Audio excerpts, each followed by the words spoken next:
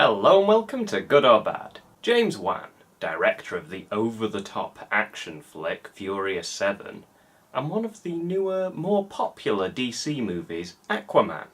But before those, he made a name for himself with the horror genre, with such films as Saw and Insidious.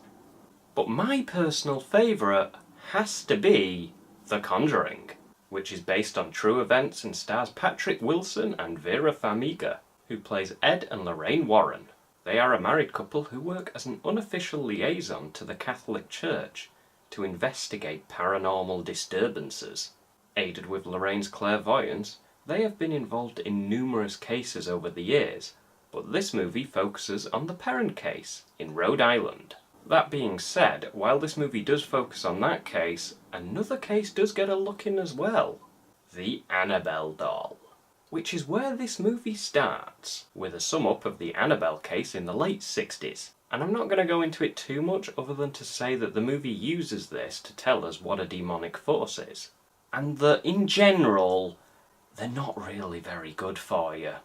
And it is effective with that, and I'm glad they took creative liberties here, because the real Annabelle doll was a Raggedy Ann doll, not a shit-your-pants scary porcelain doll. Not that I am at all scared of porcelain dolls.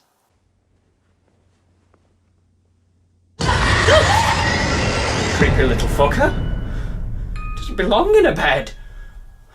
Alright, so from there the movie goes on to show us the Warrens' collection of cursed and haunted items, which is where they stick Annabelle. And this room is real as well, and it is blessed once a month by a priest.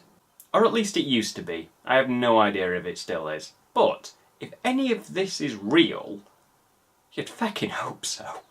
Which brings me on to the oh so delightful topic of, is it real? I mean, it says it's based on a true story, so it must be real, right? Nah, that doesn't prove anything. But what I can tell you is that there are three types of people. Ones who believe, those that don't, and the ones that aren't sure. And I am definitely one of those three. So with that shocker out of the way, let's proceed! The Perrin family are moving into their new home. How many horror films start this way? Seriously, how many? It seems like there's too many to count. But yes, this is Carolyn and Roger Perrin. They are the mother and father in the family, played by Lily Taylor and Ron Livingston. Then we have their 5 daughters, Andrea, Nancy, Christine, Cindy, and April. And they are played by 5 other people with names that I have to read out. Or just cheekily show the IMDb page for a moment and skip the reading. Don't tell anyone. So they move in and we are treated to creepy goings-on. But unlike Wan's other film Insidious, this film is much more suspenseful and takes its time building up an atmosphere, such as showing their dog Sadie refusing to go into the house, or passively having the characters notice that all their clocks keep stopping at 3:07 in the morning. Oh, then their dog dies. Off screen, so it still counts as suspenseful build-up. What happened? Oh my god! The film keeps going with this and has a great time showing off its creepy set designs when they discover a boarded up cellar. And this family likes to play hide and clap. And you bet the movie has fun with this. But what I love is the way the film will repeatedly put you in that creepy situation and build up to a jump scare, then just walk away from it. Which is great because it makes it harder to predict when they are actually going to happen. Which means the movie can catch you off guard and genuinely just shit you up. This movie carries on with these spooky goings-on until Carolyn and the family are desperate, and it just so happens that the Warrens are doing a lecture nearby. Nearby-ish, maybe, I don't know. It's somewhere and Carolyn attends. And after, she reaches out to them and asks them to come take a look at their house. Ultimately they agree, but Ed is a little hesitant because of something that happened to Lorraine during a previous exorcism. She saw a vision of something that continues to haunt her and she hasn't been quite the same since. But more on that in the second movie. They go for a look around the farmhouse, and I have to say, I do really like their initial scenes in the house. I mean, on paper not much happens, but the reactions on the Warrens' faces as they enter the house say more than words could. Especially when Lorraine sees the daughters for the first time. After a few more cool shots of the house, they leave to do a little homework, which is when they find out about the original owners of the farmhouse, and one of which was a woman named Bathsheba, who was related to another woman called Marytown Esty, who was accused of witchcraft in Salem and was hung during the trials. Then the movie goes on to say that Bathsheba married a man named Judson Sherman, and they had a baby together. And when this baby was 7 days old, her husband caught her sacrificing the baby, then she ran out of the house, proclaimed her love for Satan, and hung herself from the tree. Oh yeah, and cursed the land. That too. So that's what the movie said happened. What actually happened? Well, while Marytown Esty was accused of witchcraft and ultimately executed in 1692, there is no evidence that suggests that Bathsheba was related to her at all. But the big difference is that reportedly, even though Bathsheba was suspected of sacrificing a small child, her name was cleared as there was no evidence, and she lived to an old age and died of natural causes, and even saw her son grow up to become a farmer and marry. So right there, that is a massive difference. But I get why they changed it, because narratively, having Bathsheba as a self-proclaimed lover of the devil makes for a better villain for the movie. But on the flip side, you are talking about a real person and passing what you are saying off as fact with the phrase true story. But then it's not based on what reportedly happened, it's based specifically on the Warrens' case files, and anyone's view of what happened is subjective. The Warrens are said to have believed that Bathsheba was the spirit that oppressed the family. There were other spirits in the Harrisville farmhouse too, which the movie does mention, but Bathsheba was claimed to be the worst. And who knows, maybe she was guilty, but the fact remains that in real life, there is no evidence that suggests that she was. So I guess it's up to us, as the viewers, to decide whether it's okay to change something like that for better narrative results. Another great example of this is the movie Pearl Harbor. During the attack on Pearl Harbor, you could clearly see the Japanese planes bombing the Pearl Harbor hospital. Yet in reality, that never happened. It was reported that you could see the smoke from the attack on the military base from the hospital, but the hospital itself was never a target. But the reason for the attack on the hospital in the movie was to make a better villain for the audience to see. And that movie got backlash for those inaccuracies. Yet I never saw anyone speak out against The Conjuring in that manner. I mean, you could argue that it's less well documented than World War II. You know, just slightly. But that could explain why people don't really know. But honestly, I don't see that big of a difference in one movie saying, yeah, the Japanese bombed hospitals at Pearl Harbor, when they didn't, and another movie saying, yeah, she proclaimed a love for Satan and then hung herself from a tree, when she didn't. Is one okay but not the other? Or should we hold both to the same set of rules? Now, don't at all think that it pisses me off or ruins The Conjuring for me, because it doesn't, because like I said, I love The Conjuring. But I do think it's a point that deserves to be mentioned. Creative liberties is one thing, but when you blatantly change a real person's history to create a better villain, that's something else. So I suppose you could say that's my biggest criticism of The Conjuring, yet it's one that I had to go outside of the movie to find. Right, but yes, anyway, they believe the house needs a cleansing, and in order for the church to agree to this, they need to get proof. So they bring in extra people to help capture that proof. This is Drew. He is their technical expert, and is played by Shannon Kook. And this is a cop called Brad. He is played by John Brotherton. Brotherton?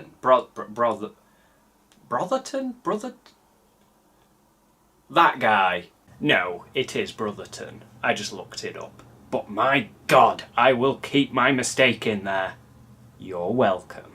Now what's a cop doing there, you may be wondering? Well, honestly, I was wondering the same thing, but I guess it's just because the church needs an independent witness. They rig the house with cameras, bells, and whistles. Sorry, terrible joke. But they do it in a little montage moment, which is kind of nice. Their search for proof lasts about 10 minutes, and in that time we see Carolyn get possessed, not that anyone knows yet, and Lorraine loses her pendant, which has a picture of her daughter Judy in it. Which may explain why almost immediately after that, she sees her daughter in the lake, as a warning of sorts. So after they capture the proof that they need, the parents go stay elsewhere until the church responds, which they do, but not fast enough, because the mother takes off with her daughters, Christine and April, and heads back to the house in the middle of the night. And at the same time, Ed and Lorraine see their daughter Judy screaming that she saw Annabelle sitting in the lap of some old woman in a cliched rocking chair.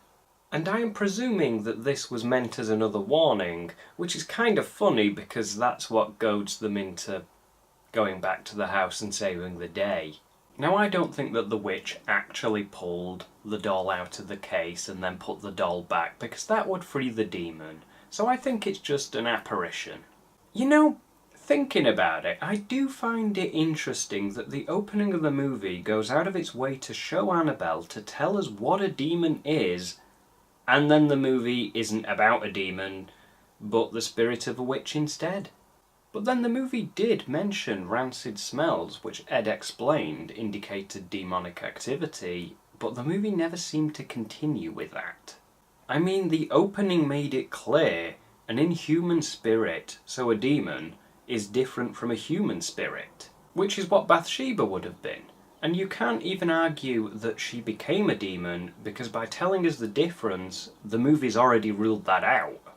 Anyway, the parents call Ed and Lorraine to tell them what is happening, and they meet them back at the farmhouse, which is where the movie has its big climactic ending. I'm not sure that was big enough for the climax, really. It's a big climactic ending. We'll go with that one, yeah. Which features an exorcism, damn good music, and some really good acting. Which, to be fair, is solid all throughout this movie. However, I do have to say that at one point she does look a bit like Emperor Palpatine. Just a little bit. And of course, they manage to free Carolyn and send the spirit to hell in a typical movie moment. Which I don't believe actually happened. Or rather, reportedly actually happened. There was a seance, which I think is what this scene is based on, but no actual exorcism, and certainly not one performed by Ed. And this scene isn't short either. It's really well paced out. In fact, at no point does any part of this movie feel like it's going on for too long. So they all emerge in the sunlight. Because, you know, whenever anything like this happens in a movie, it all conveniently wraps up in time for sunrise.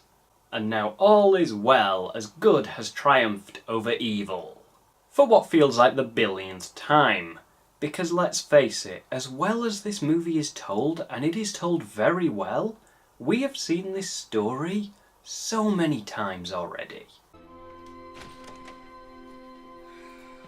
So the Warrens go home and add another item to their cursed collection.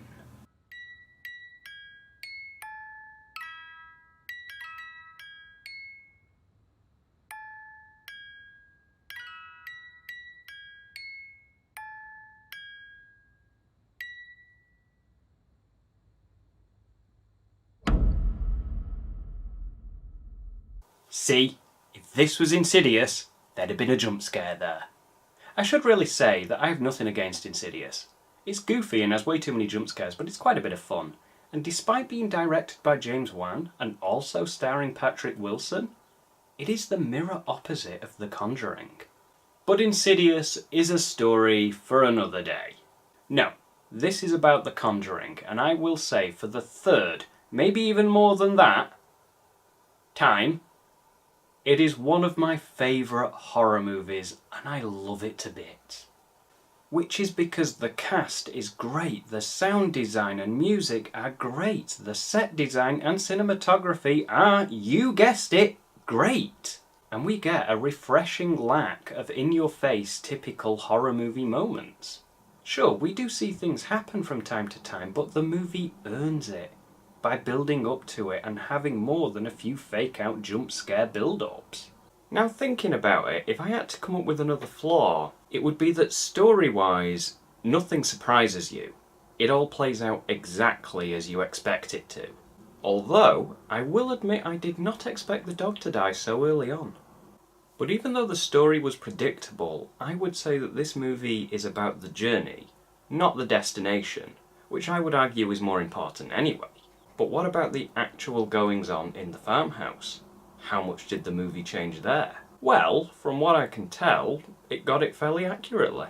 The late Lorraine Warren was actually a consultant on the movie, and wouldn't let them make too many changes, but I think she understood that you have to make some changes when adapting something into a movie. And some of the things they described in interviews were depicted in the movie, such as the rancid smells and the heating equipment going faulty. Then there are the things that were touched upon, but were changed for cinematic reasons, such as, in the film, people would get dragged slightly out of bed, whereas the Perron family actually described beds rising up from the ground. But if the movie had have done that as early as the bed-pulling scenes, it would have created a problem with pacing and build-up by diving in too heavy, too fast. But the biggest thing, and I mentioned this earlier, is the exorcism. It was actually a seance, and Carolyn Perron was allegedly possessed and started speaking in tongue and rising up from the ground in a chair, as was depicted in the movie. But Ed and Lorraine did not attempt an exorcism, as Lorraine Warren stated herself that they never would, because they must be performed by a Catholic priest. And I don't believe that was the end of their experience in the farmhouse either, as Roger Perron was said to have kicked the Warrens out of the house, fearing for his wife's mental stability. And they remained living in the farmhouse until 1980 for financial reasons, and when they moved, the spirits were silenced, and their experience being haunted came to an end, which is drastically different from the movie because that all ended with a successful exorcism, which granted was based on the true seance, and some of the details do match up, but in reality the hauntings did not come to a close at that point for the Perron family. But honestly, I'm okay with that change, which is because it was actually essential for the movie. It needed closure. The movie would have felt flat without a resolution to the story. So there we have it, The Conjuring, my favourite paranormal horror movie. Although actually it may very well be my favourite horror movie period, surpassing my favourite slasher, Halloween. And coming from me, that's saying something. You've been watching Good or Bad, and I'll see you next time.